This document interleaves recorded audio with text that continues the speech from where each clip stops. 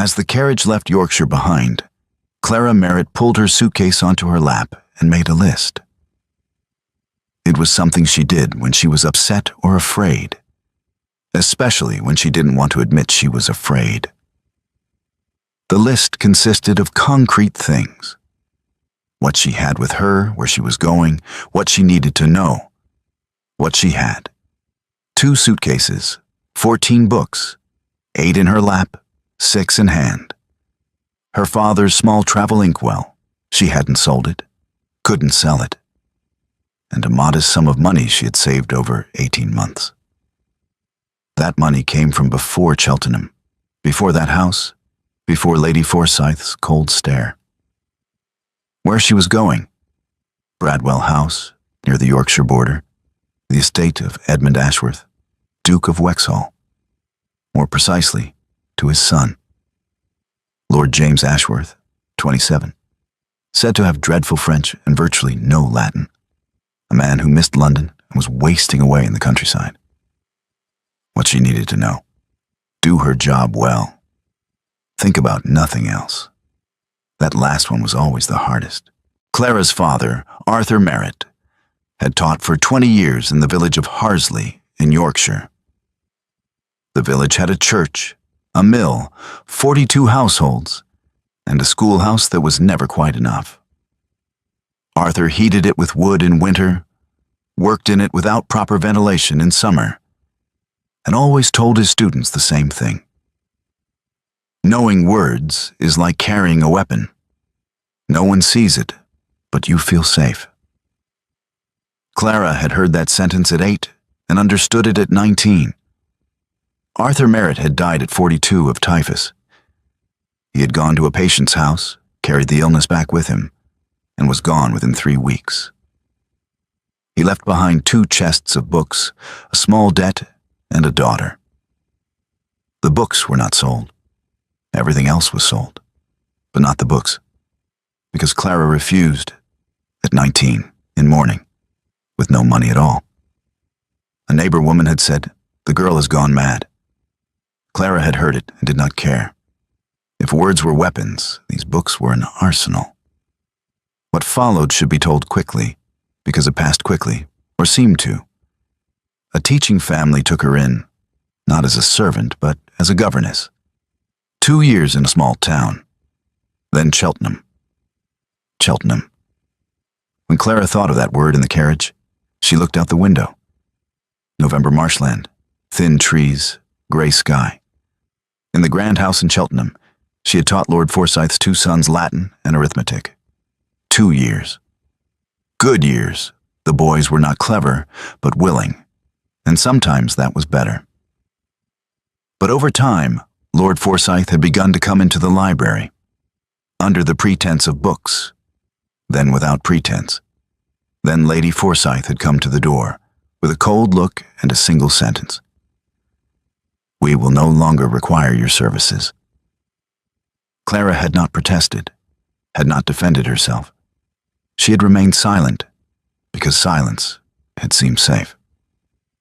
8 months later, she was still thinking about that silence. Was it truly safe, or merely less costly in that moment? Her father used to say, "Still waters run deep, Clara, but deep waters swallow people too." Lady Ashworth of Bradwell House, Eleanor, in her 60s, with silver hair, had written the hiring letter herself. That was unusual. In most houses, a clerk wrote it, sometimes the housekeeper. But Eleanor Ashworth had written in her own hand, 2 pages, clear and direct. "My son is 27. His French is dreadful, his Latin nearly non-existent. You have been recommended. What are your terms?" Clara had read that letter 3 times when she received it, because there was something unusual in it, the lady's tone. It was neither condescending nor deferential. She was simply speaking, as if stating a problem and looking for a solution. Clara was not used to that tone. She had written back her terms: weekly salary, access to the library, and not a separate room for meals, but the common dining hall. The last point was a provocation, and she knew it. But she wanted an answer. Either she would be refused, or Lady Ashworth truly was different. The reply came within 2 days. All 3 terms were accepted. Beneath them, a single sentence. "We expect you at the beginning of November." As the carriage passed through the iron gates of Bradwell, Clara looked out the window. The house came into view, large but unpretentious. Gray stone, an ivy-covered west wing, asymmetrical windows. It was not beautiful. It looked dignified, and the difference mattered. As Clara stepped down from the carriage, she lifted her head and took in the facade. A 2-story main building, an east wing, a lower west wing. The garden was not neglected, but it had endured winter. Late November leaves had not yet been cleared. The front door looked heavy. Before it opened, in that brief moment, Clara straightened her shoulders and took a deep breath. This time, you will not stay silent. At the same moment, James Ashworth stood at the window of his study on the 2nd floor, watching the carriage. He had been at Bradwell for 8 weeks, at his mother's decision in his mother's manner, which meant very gentle and very final. "London is not good for you, James. You will go to Bradwell, get some air." Getting air, riding, dull country dinners, tedious luncheons with neighboring landowners. And now, at the end of the 8th week, a governess.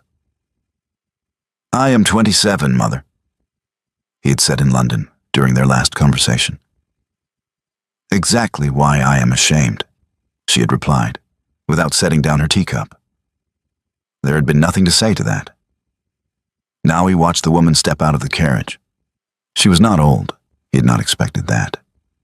24, perhaps 25. Black coat, black hat, a stack of books in her arms. Practical, unadorned. As she walked toward the house, she lifted her head and scanned the facade. Not like an architect, but like a person asking, "Will I settle here? Can I live here?" Then, just before the door opened, in that brief moment, she straightened her shoulders and took a breath. James recognized the gesture. He did it himself, before entering his father's study, before stepping up to the floor in Parliament, before facing his mother's gentle but final sentences. A gesture of preparation, tightening one's armor before entering battle. "What are you preparing for?" he thought, fogging the glass slightly with his breath. For me, it was amusing, but it was also not. And that second feeling lingered longer than the first. Lady Ashworth received her that very evening. In a small sitting room, by the fire, there was tea, which in itself was a gesture. Most houses introduced a governess first to the cook or the housekeeper, not to the lady. Eleanor Ashworth was in her 60s. Her silver hair was neatly arranged. Her hands moved toward the teacup with practiced ease. She looked worn, but not from fatigue, from the kind of wear that comes from standing in the right place for a very long time. The look of someone who had measured every word, entered every room with care, for 40 years. But her eyes were still young, and when she looked at Clara, Clara felt evaluated, not uncomfortably, but honestly. "I knew your father," Lady Ashworth said, stirring her tea, direct, without preface. "Many years ago, my husband commissioned one of his research papers. There was correspondence. He was an intelligent man." Clara's throat tightened. "He was, my lady. It was unfortunate to lose him." She said it like a simple fact, not pity, but acknowledgement. Clara preferred that. Pity was unbearable. Acknowledgement could be endured. Lady Ashworth set down her cup. "My son is an intelligent boy, but lazy and worse, aware of it, which makes him believe effort unnecessary. That will make your task difficult." "I understand, my lady." I am not saying you should not challenge him." Lady Ashworth leaned forward slightly. "On the contrary, no one told you to yield when we hired you. I certainly did not." Clara lay awake a long time that night in her room. She watched the countryside darkness through the window. Unlike London, there were no lights, only faint moonlight slipping through the clouds. She thought, why had Lady Ashworth said that sentence? Was it a warning or permission? The difference was unclear, and Clara did not like uncertainty. But before she fell asleep, she realized something. For the first time, she had not been afraid of her employer's eyes. The first lesson was to begin at 9 the next morning. Clara arranged the table. Stendhal, Le Rouge et le Noir, French edition, a notebook, 2 pens. At 9:05, she was ready. James arrived at 9:25. He entered, did not look at Clara, walked straight to the table, and sat down. He had a newspaper in his hand, the London Times, yesterday's edition. He opened it, looked out the window as if Clara were not there. Clara opened her notebook, prepared her pen, and waited. 1 minute, 2 minutes. James turned a page. The sound cut through the room. 3 minutes. Clara waited. She waited well. Cheltenham had taught her that. Waiting was not passive. It was control, just of a different kind. At 4 minutes, James set the newspaper on the table and looked at Clara. For the first time, directly. His eyes were dark brown, his expression not tired but bored. The look of a man exiled to the countryside, now forced to sit with a governess. "Aren't you going to begin?" he said. His voice was polite, but there was a slight edge. A man who knew he was asking something he should not, and asked it anyway. "I am ready," Clara said. "I was waiting for you. I am here." "Yes, now." 2 words. James's jaw tightened slightly. Clara did not continue. Men like him filled silence. If you did not speak, they would. Waiting was enough. James did not speak, but he did not pick up the newspaper either. Clara placed the book on the table. Le Rouge et le Noir. James looked at the cover. He seemed to recognize the name, but it was clear from his face he had not read it. "Read from the first page." Aloud. "Teacher," said James. And the way he said the word was odd, neither dismissive nor respectful, somewhere in between. "I assume no one required honesty as part of your employment." Clara looked at him. She recognized that sentence. She had heard it in different voices, in different forms, but its meaning was always the same. Know your place. Do not forget where you stand. In Cheltenham, she had stayed silent. "True," Clara said, "but no one required me to be dishonest either." "First page, my lord." James paused for a moment. Then he picked up the book. He read. His pronunciation was poor. He mispronounced Verrières 3 different ways, stumbled over Scieries, read Rivière as if it followed English rules. Clara did not correct him, not yet. First he had to find the rhythm, enter the language. Language settled in the ear before it settled on the tongue. He turned to the second page, then the third. Julian Sorel was entering the town. The sawmills roared, the river flowed. James's voice began to change. Less irritated, less deliberate. He was reading. Truly reading. On the 5th page, Clara raised her hand. "Stop. Read the 3rd paragraph again." James stopped, turned back, read. "Verrières," said Clara. "Verrières. In French, the final consonants are not pronounced." Again. James repeated it. It wasn't better, but it was different. At least he had paid attention. Again. And again. And again. On the 4th attempt, James said it correctly, not perfectly, but close. Clara nodded and continued. When the lesson ended, James closed the book and set it on the table. He was about to stand. Then he paused. "This man," he said, looking at the cover. "Julien, a peasant, the son of a carpenter, and he enters the house of the richest man in town." Yes. James thought about this for a moment. Then he stood. But as he walked toward the door, he left the newspaper on the table. Clara noticed. She said nothing. At the end of the third week, on Thursday evening, as Clara sat at the writing desk, Lady Ashworth entered. She did not close the door. That meant she would not stay. "How is it going?" she asked. "Well, my lady, he learns quickly, even if he appears unwilling." Lady Ashworth smiled faintly. "Reluctance is his armor. The inside is different." She paused and then added, as if releasing a thought she had been holding, "We are expecting guests for Christmas this year. It will be crowded. They are coming from Northumberland as well. Count Vane and his family." Clara did not put down her pen. "I understand, my lady." "Lady Caroline is a very graceful young woman." Lady Ashworth said it evenly, neither emphasizing nor dismissing it. "She and James have met before, in London, once or twice." Now Clara set down her pen. She looked at Lady Ashworth. Lady Ashworth was looking at her, with that same evaluating, honest gaze.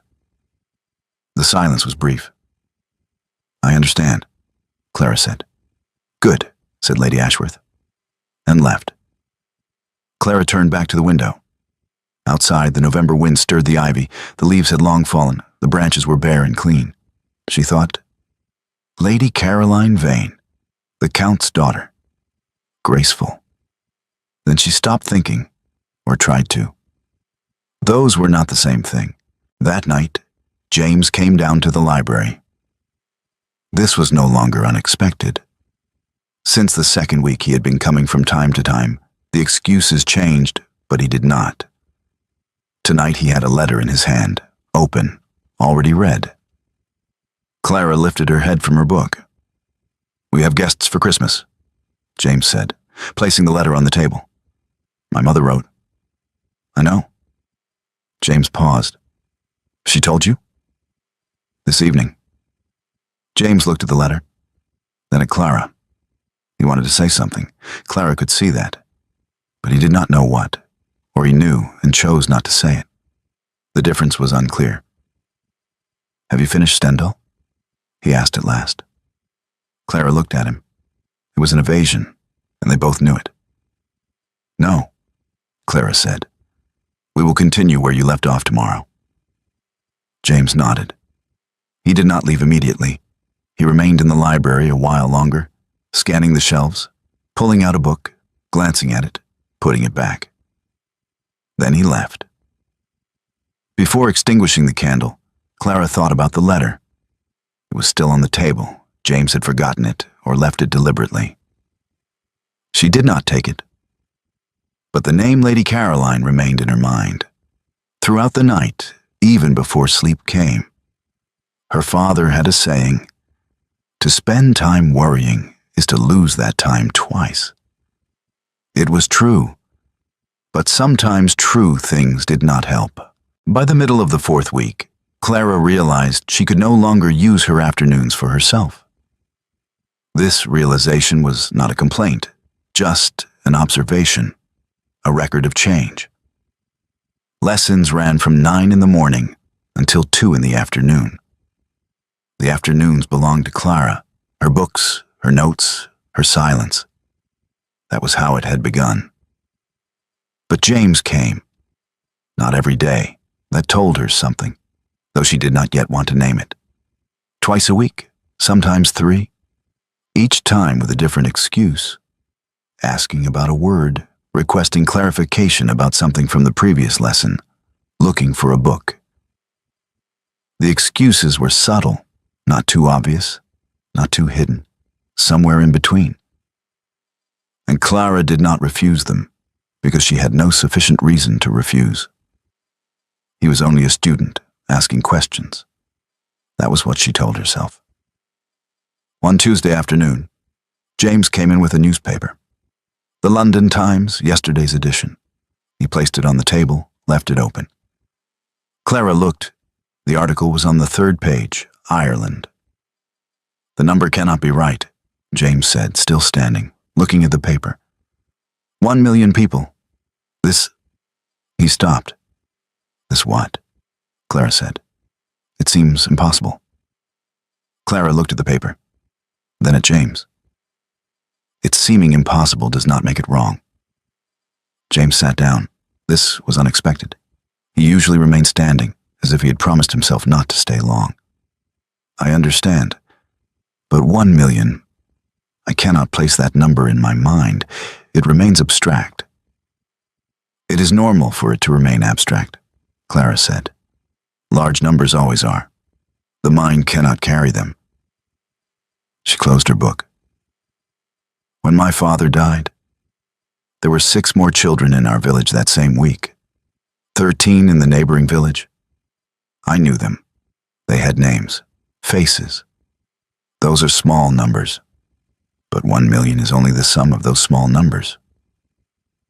James heard this. He did not move past it. He let it sit. "How did your father die?"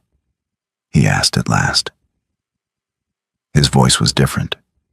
No edge from the lessons, only the question. Clara paused for a moment. No one had ever asked her so directly. "Typhus. There was a sick family in the village. My father went to visit them. He carried the illness back with him. He was gone in 3 weeks." "How old was he?" 42. James looked at the window. Outside, November rain had begun, forming thin lines on the glass, each running downward along its own path. "How old were you then?" 19. Silence. Long, but not heavy. The kind that allows something to settle.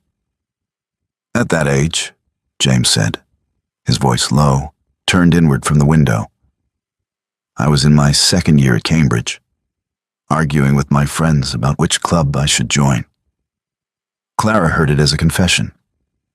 It had been said that way, not as an accusation, but as someone looking inward. It surprised her. "Different lives," she said simply. "Not fair." "No." Clara opened her book again. She needed to do something with her hands, otherwise the conversation would go somewhere, and it should not go there yet. "No.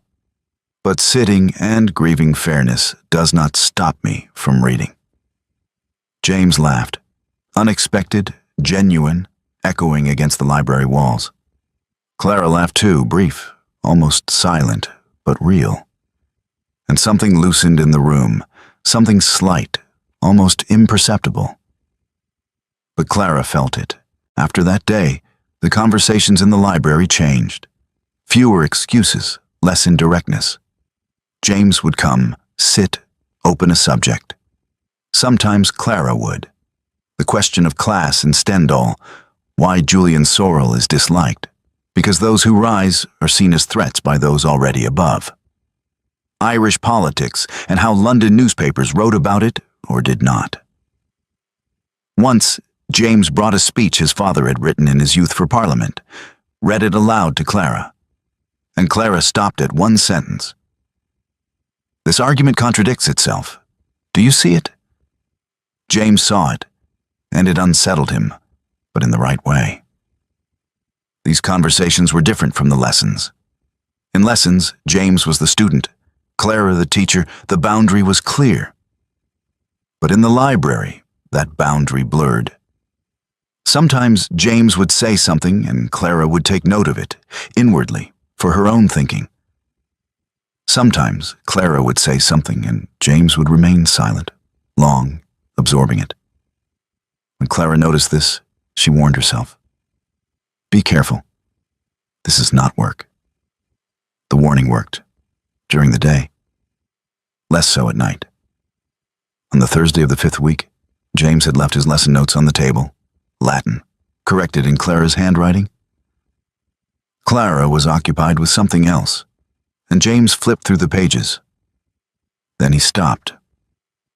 In the margin, beside a sentence from Caesar, A note had been written in small letters. Compare with Boswell's Latin, an interesting parallel. Why has no one written about this? James closed the notebook and looked at it. Clara was still occupied with something else. "This note," James said. "Is it for you or for me?" Clara looked up. She saw the note, paused. Her face did not change, but something passed through her eyes, not being caught, but the awareness of a boundary. "For myself," she said. "I'm sorry. I sometimes jot down my own thoughts. Mixing them into the lessons isn't appropriate." "No," James said. "Keep doing it. I mean..." He paused. "I found it interesting." Clara looked at him. "They're just scattered notes." "You know," James said, "your scattered notes are more interesting than my organized thoughts." Clara's face did not change. But something was fragile in that moment, very brief, quickly withdrawn.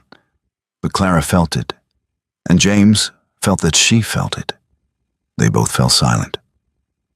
"I'll explain the Boswell reference," Clara said at last, taking the notebook. James sat down, listened.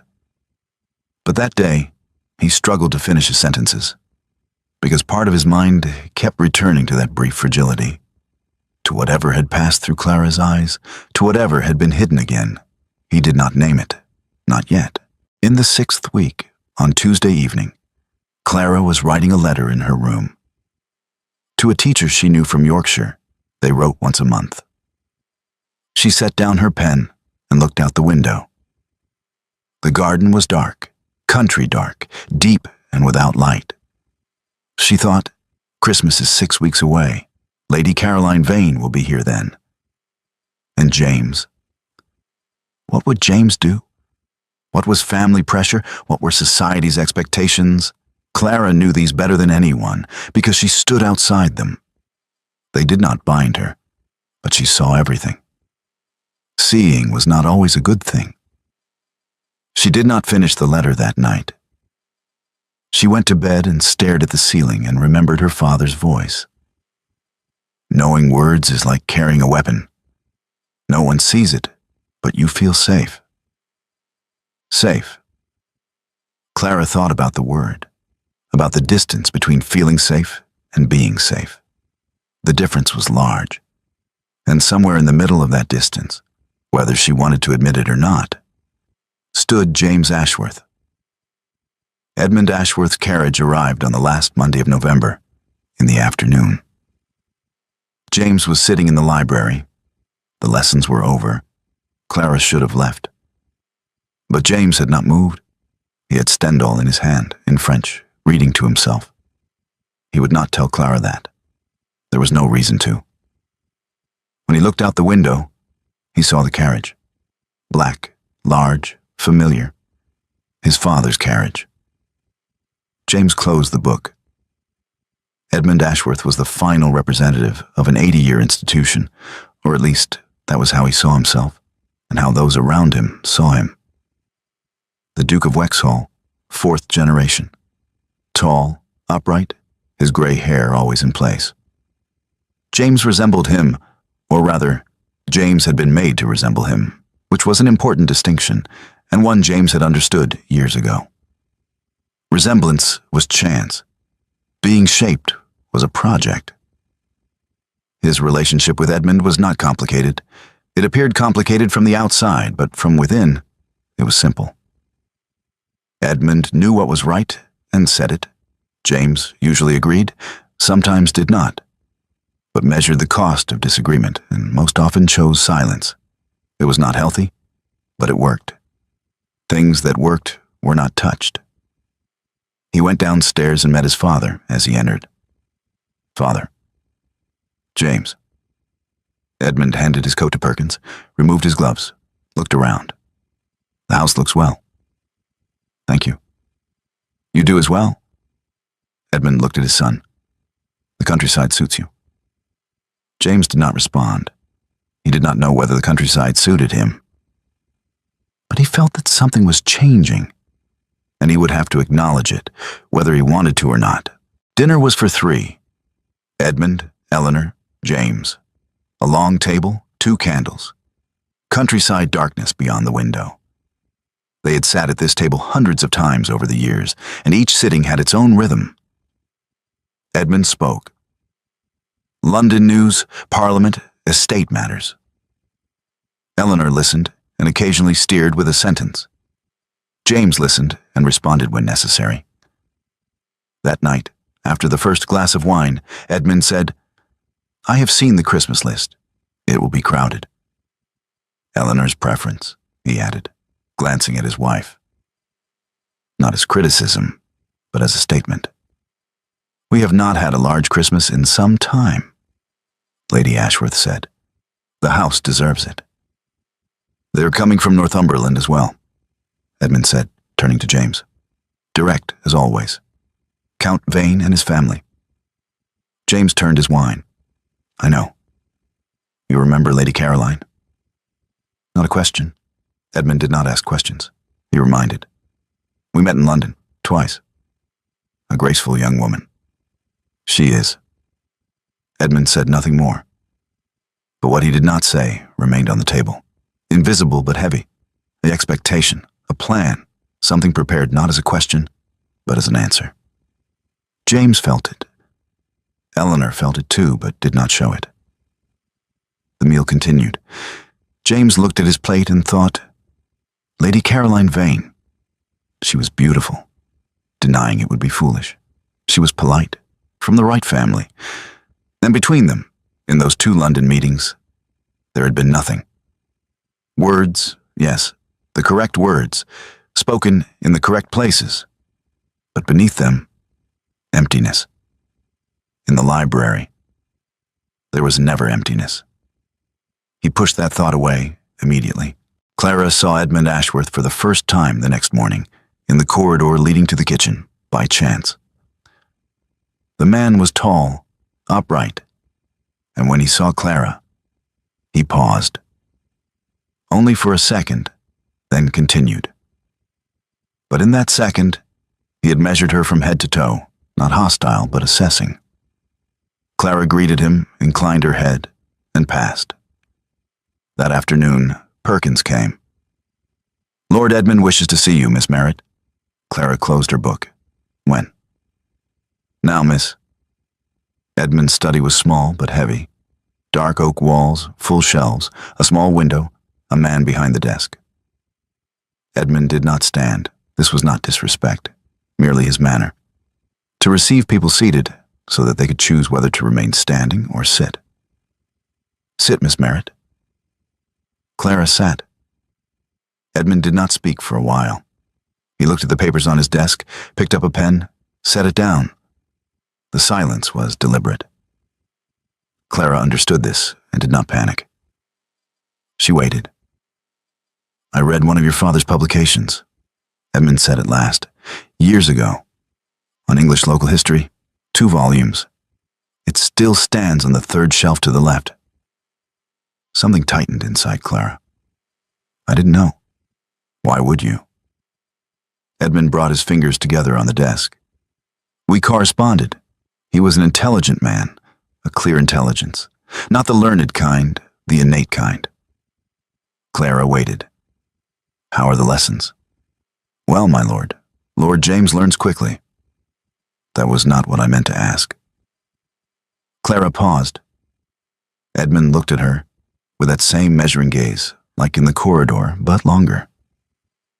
"I know my wife," he said, "for 38 years, and I know why she brought you here, at least the reasons beyond French." Clara did not respond. There were no words for a response. "You are your father's daughter," Edmund continued. "That means something to me." He paused. "To society, it means something else. Do you see the distance between the 2? "I do," Clara said. Her voice was steady. "I always have." Edmund nodded. He said nothing more. This was more than approval, but Clara could not quite name what it was. Permission? Warning? Both? "Continue your lessons," Edmund said and stood. "Your father's books are on the left shelf. You may take them whenever you wish." Clara thanked him, closed the door. She stood in the corridor, took 2 deep breaths. The winter sun trembled over the stone outside, pale and real. She clasped her hands and thought, why had Edmund Ashworth had this conversation? To warn her, know your place, do not overstep? Or on the contrary, had he opened a door with a very careful motion? She had no answer. But somewhere inside her, in a place she did not want to notice, something small had warmed. That evening, James came to the library. Clara expected it. She had not thought he would stay away despite his father's presence. Perhaps because of it. He sat, said nothing for a while. Clara said nothing either. She waited, as she had learned since the 3rd week. He spoke to you? James said at last. Not a question. Yes. What did he say? Clara thought for a moment. He spoke of your father's books. And I don't think there's any need for me to say more. James heard that. Understood. Edmund had spoken. The content mattered. But Clara would not share it, and that mattered too. He stood, walked to the window. The garden outside was dark. The November cold had slightly fogged the glass. His back was to Clara. Lady Vane will be here at Christmas, he said. His voice was flat, but too flat, deliberately flattened. I know. My mother thinks... James. He stopped. Clara had used his name for the first time. Not my lord, not lord. James. He turned. Clara was looking at her book, not at him. But her voice was clear. We don't need to have this conversation. Not yet. Not yet. The words remained in the room, in the air between them. James said nothing. But he did not leave either. He sat across the table and took a book, opened it. Whether he read or not was unclear, but he stayed. Clara stayed too. Outside, the November wind moved the ivy. Inside, 2 candles burned, and both of them sat in silence, with separate books in the same room. But the silence was not empty. It was full, carrying something, and they both knew it, and neither of them said it. Not yet. The guests began arriving on December 18th. First, the nearby neighbors, 2 carriages, before noon. Then those from London, larger carriages, more luggage, more noise. And last, on the afternoon of the 2nd day, the carriage from Northumberland. Count Vane's, black, large, bearing its crest. Clara saw it from the library window. To avoid seeing it, she would have had to step away from the window, and stepping away would have felt like revealing herself. So she looked, steady, calm, as if watching something in the garden. The Count stepped out first, then an older lady, the Countess most likely, then a young man, presumably the son. And last of all, Caroline Vane stepped down. She was beautiful. Clara did not deny it. Denying it would have been foolish. Tall, dark-haired, her movements natural, not showy, but practiced. The movements of someone who had spent years in the right places. As she approached the house, she lifted her head and looked at the facade, just as Clara had done on her first day. But Clara had evaluated the architecture. Caroline Vane was evaluating the house. The difference was small, but important. Clara stepped away from the window and returned to her book. The page did not change. Her eyes moved over the letters, but the words did not form. She closed the book, opened it again, closed it once more. She took her father's inkwell, placed it on the table, put it back. Enough, she told herself. This is foolish. Knowing it was foolish did not stop it, but at least it gave it a name. For 3 nights, Bradwell House transformed. The ballroom lit up each evening, candlelight, music, laughter. The dining table lengthened, guests filled it, wine flowed. Clara was in none of it. This was expected. It was the rule. Governesses and tutors remained in the background at large gatherings, invisible. Clara was used to being invisible. But this time, invisibility felt different. Heavier, narrower. Because downstairs in that bright hall, James was there. And beside him, Lady Caroline Vane. And Clara knew it because she heard it from Perkins. Felt it in the sounds passing through the corridors. The first night, she sat in her room and tried to read. It did not work. The second night, she went to bed early. Sleep did not come. The third night, Christmas Eve, she went down to the library, lit a candle, opened a book, sat.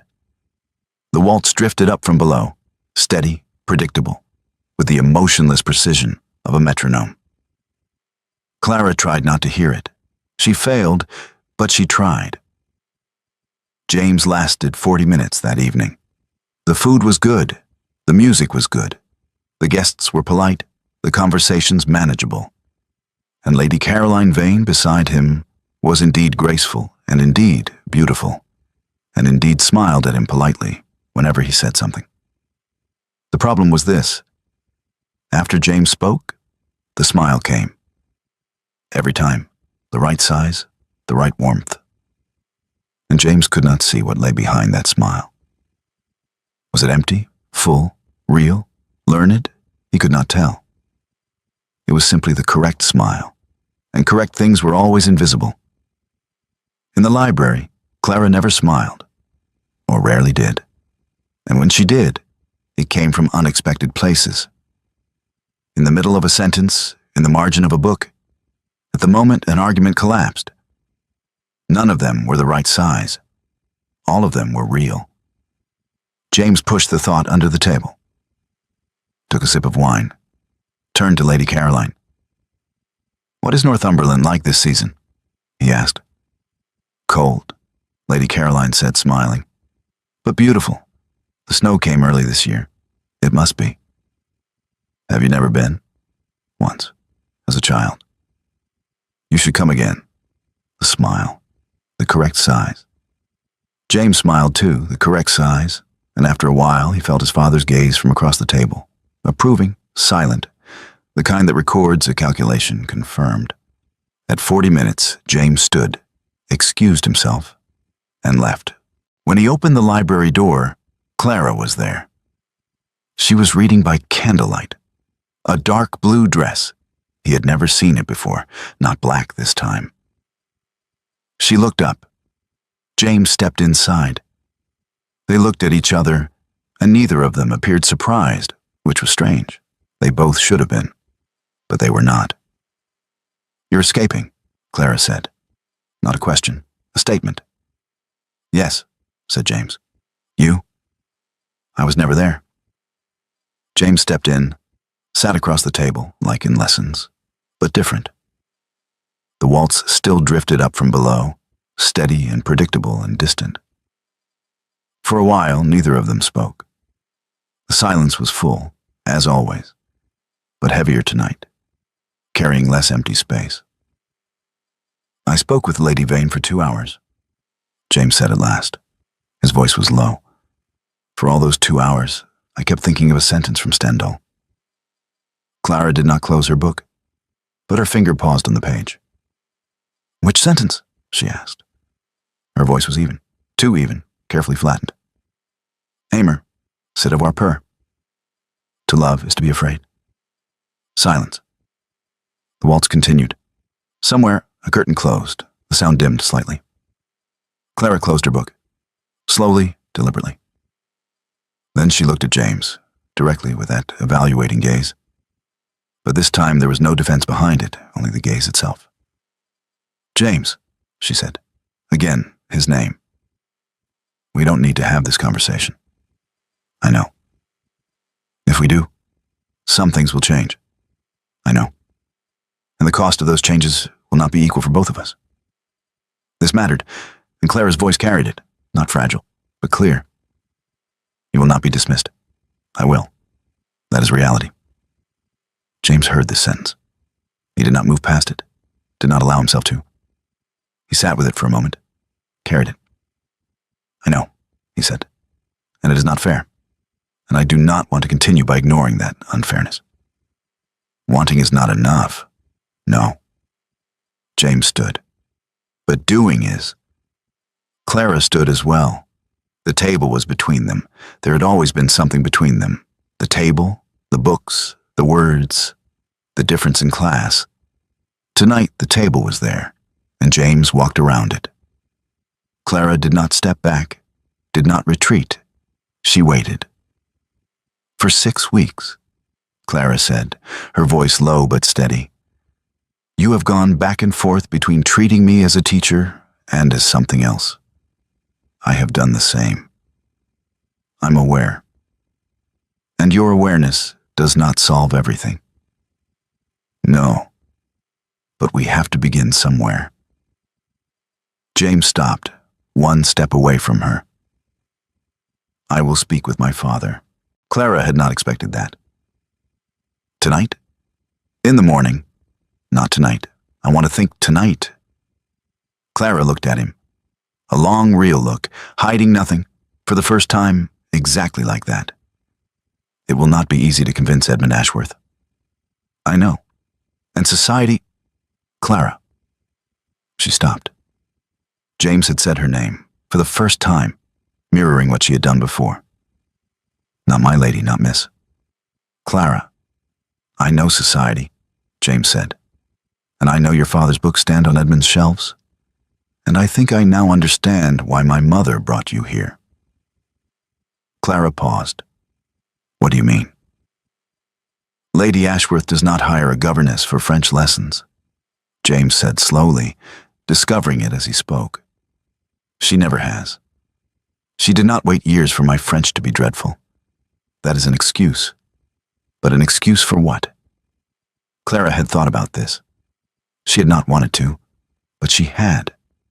That conversation in Edmund's study, that measuring gaze, that sentence, "You are your father's daughter," that means something to me. "Go," Clara said. "Think. Speak to your father in the morning. And then—" Clara paused for a moment. Then, very briefly, almost invisible but real, she smiled. "Then come here. Tell me." James left. The door closed. The waltz still drifted up from below, but Clara no longer heard it, or she did, but it felt different, less unbearable. She sat before the candle and opened her book. This time the letters came together, the words flowed. She read, truly read, until the candle burned low and went out. James did not sleep that night. He did not even undress. He sat on the edge of his bed, coat still on, and looked out into the darkness of Bradwell. The darkness of the countryside is deep. There is no light, no sound, only time passing, and a person remains alone inside their thoughts, unable to escape. He thought of Lady Caroline Vane, the correct smile, the correct answers, the correct family. He thought of everything that was correct, and nothing inside him warmed. That, in itself, was an answer. He thought of his father, Edmund's approving gaze, that silent calculation at dinner. Edmund was not wrong. That was what had to be understood. Edmund truly knew what was right, within his own world. But the distance between that world and what James felt inside himself was very clear tonight. Visible, tangible. He thought of Clara. He had left her for last. But leaving her for last did not hide anything. He had been thinking of her all night. Everything else had been orbiting around her like planets. He thought of that look in the library, a look that hid nothing, that did not smooth itself into the proper shape. And he said to himself, for the first time almost aloud, nearly speaking it, "I love this woman." The words remained in the room. Nothing changed. The walls were the same walls, the window the same window, the same darkness outside. But inside something settled, something that once spoken could not be taken back. At 5 in the morning, he rose, washed his face, and went downstairs. Edmund ate breakfast at 8 every morning, but he entered his study at 6:30. James knew this. He had learned it over the years, memorized his father's routine since childhood, like a sailor reads the wind. He knocked on the door at 7:45. Edmund was inside, at his desk, with his letters. James. He was not surprised. James had never seen Edmund surprised. Early? Yes. James stepped in. Closed the door. I won't sit. Edmund set down his pen, looked at him. James had constructed this entire conversation in his mind the night before. How he would begin, how he would arrange it, where he would take it. But now, facing his father, everything he had prepared fell away, and only the truth remained. I cannot marry Lady Vane, he said. I should have had this conversation earlier. I am late and I apologize, for you, for my mother, and for Lady Vane. But to continue would not be honest. Edmund did not move. Go on. James took a breath. Miss Merritt? Silence. Long, heavy, the kind in which Edmund weighed everything. James waited. He did not defend, did not explain, did not add. He had said what needed to be said. Edmund stood, walked to the window, the winter garden of Bradwell, frozen grass, pale sunlight just rising. His back was to James, and James recognized that back. Decisions were made in that posture, before words, internally. Arthur Merritt, Edmund said, his voice low but clear. An intelligent man, 10 years older than me, but reading one of his letters could make me feel 10 years younger. He paused. Is his daughter the same? James answered without thinking. More. Edmund turned, looked at James, with that measuring gaze, long, missing nothing. Then something softened in his face, very slightly, almost imperceptibly. James had seen it only once before, the year his mother fell ill, the morning she recovered. Society will talk, Edmund said. I know. Not for you. For her, you will be forgotten in a year. She will not. I know. James's voice did not waver. That's why I will protect her. But to do that, I must stand fully within that society, not by retreating, but by facing it. Edmund looked at him for a while, then returned to his desk, sat, picked up his pen. James could not tell whether this was rejection or acceptance. You will write an apology letter to Lady Vane tomorrow, Edmund said, looking at the paper. I will write to the Count. This must be concluded properly. James could hardly speak. Father, and your mother. Edmund set down his pen, looked at James. Your mother did not bring that girl here without my knowledge. James froze. What? Something passed over Edmund's face again. That small thing, clearer this time, something James could name. A smile. The smile of the Duke of Bradwell, Edmund Ashworth, that measured heavy man. Sometimes, Edmund said, the most intelligent people are the ones who speak the least. James paused. Are you saying that to me? I am saying it about your mother. Edmund returned to his letters. Go now. Clara began packing her suitcase at 7 in the morning. This was not a sudden decision. It had crystallized inside her at midnight as she went up to her room after the candle burned out. James would speak to his father. That was brave, real, and Clara believed it. But believing and waiting were different things. Waiting was passive, and Clara had forbidden herself from being passive ever since that corridor in Cheltenham. If James failed to convince his father, and he might, that possibility was real. Clara would be dismissed. Packing her suitcase in advance was preparing for that possibility, not weakness, but practicality. That was what she told herself. It was true, but not the only truth. Leaving was also something else. To avoid seeing, if James heard no from his father and Clara were there, in the library, waiting, that would be unbearable. Packing prevented that scene. She wrapped her books, placed her father's inkwell at the top, locked the cases, put on her coat, her hat, went to the library one last time to take the candle. It had burned out the night before, only the holder remained. She took it, looked at the table. Stendhal was still there, where James had left it. She did not take it. She carried her suitcases to the door and waited. She did not fully know what she was waiting for. Perkins, the carriage, news, someone. There was something quiet inside her, neither fear nor hope. Something in between, a state without a name. James did not run to the library. He wanted to, but did not, because he knew Clara would find that urgency beneath him, and the thought almost made him laugh, alone on the stairs. He walked, steady steps, holding his breath. He opened the library door. Clara was there, but not at the table. By the door, with her suitcases, her coat, her hat, ready as if to leave. James saw it, and something inside him tightened, then loosened. Because Clara's eyes were fixed on the door, and when he entered, those eyes changed. The look of someone seeing something unexpected, needing one more second to believe it. "You were leaving?" James said. "Yes." Clara was honest. That was part of her. "I wanted to be prepared for the possibilities." "Which possibility?" "The bad one." James walked to the table, picked up Stendhal, looked at it, set it down, then turned to Clara. "I spoke to my father." Clara waited. "He closed the matter with Lady Vane. I will write a letter, and he will write to the Count." James paused. "And my mother had more in mind than French lessons when she brought you here." He said it himself. "So your father's books are not on Edmund's shelves by accident."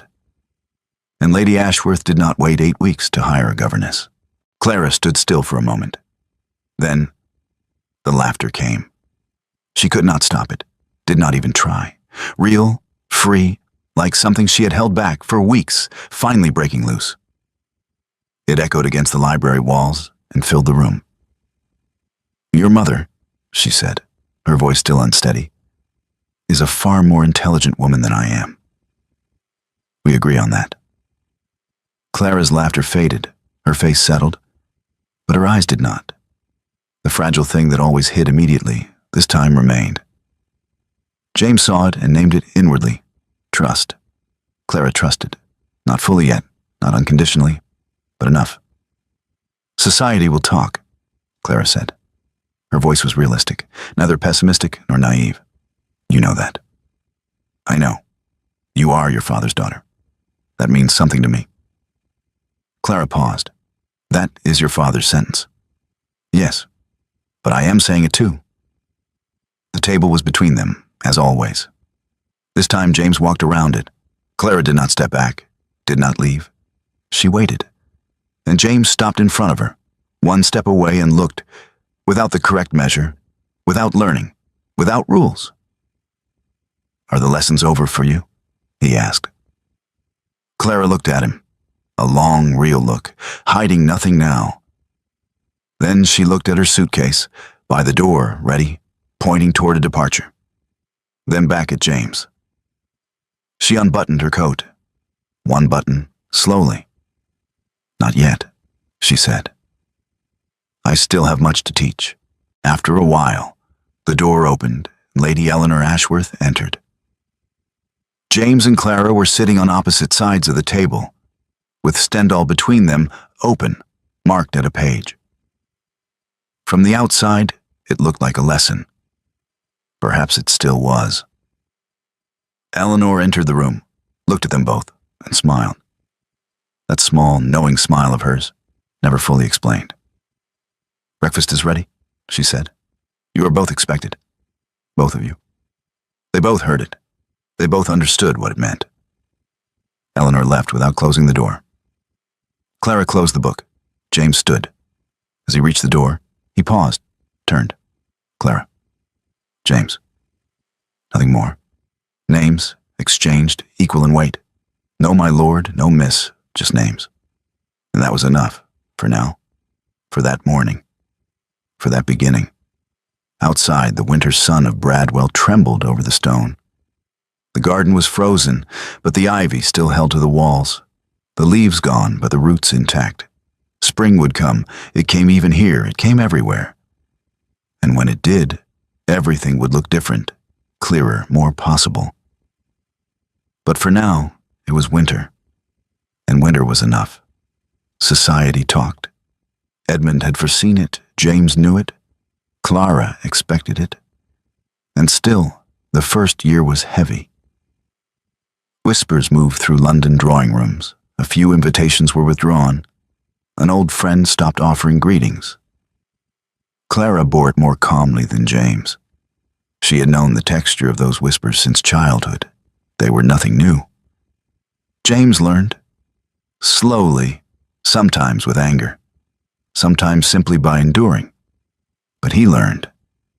They married in May, 1849. A small ceremony in Bradwell Stone Church. The guest list short but true. Eleanor sat in the front row and did not cry. She only watched with that knowing gaze, and that was enough.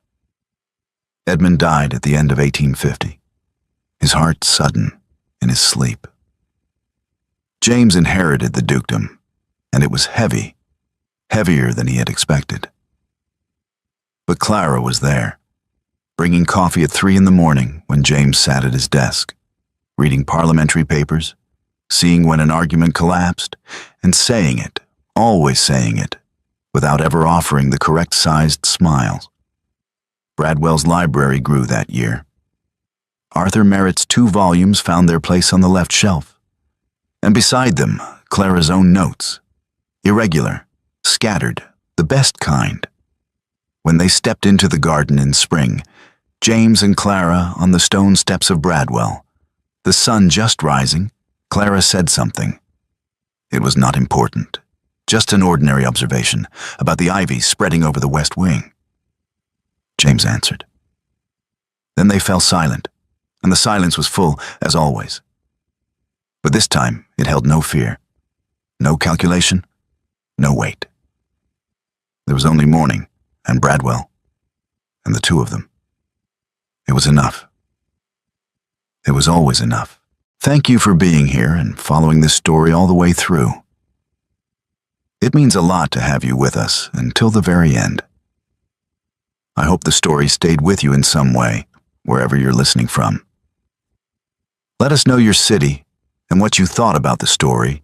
We read every comment. We're always working to improve this channel and bring you even better stories. If you'd like to support us and be part of that journey, you can join the channel as a member for a small fee. And don't forget to subscribe so you won't miss what comes next.